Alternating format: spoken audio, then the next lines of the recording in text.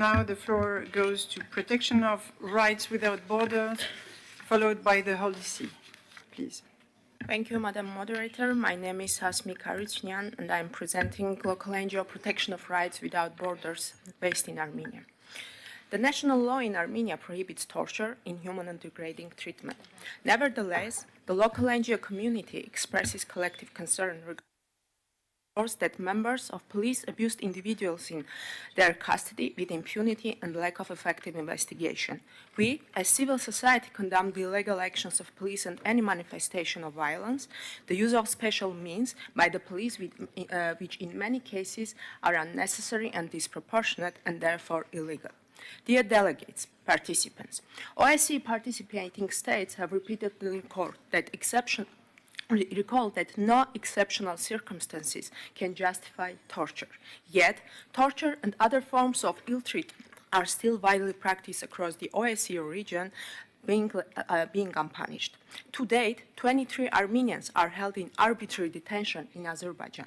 The group includes Armenian servicemen and civilians captured during the 2020 war and its aftermath, as well as political and military leadership of Nagorno-Karabakh arrested at the illegal checkpoint, Azerbaijani checkpoint in the Dachin corridor. The monitoring of footage posted on social media, as well as the interviews conducted with repatriated Armenian prisoners of war and study of other reliable open-source information reveal that Armenian prisoners of war were subjected to torture, ill treatment, and degrading treatment. The interviewed former prisoners of war have told that starting from their capture until their transfer to a prison, they were subjected to beatings, their skin was burned by cigarettes. Those who had cross-sign tattoos, their skin was especially burnt. Some of them were subjected to electric shock. They were forced to stay in the same position for hours. They were poured with cold water while being asleep. There existed special beating groups who beat the prisoners regularly, a couple of times during a day, and beating with special batons until they lost consciousness. When they come to consciousness, they start beating again. The wounded prisoners of war also reported being ill-treated by medical personnel, even in hospitals. It should be mentioned that the same practice was revealed also during the blockade of 2023.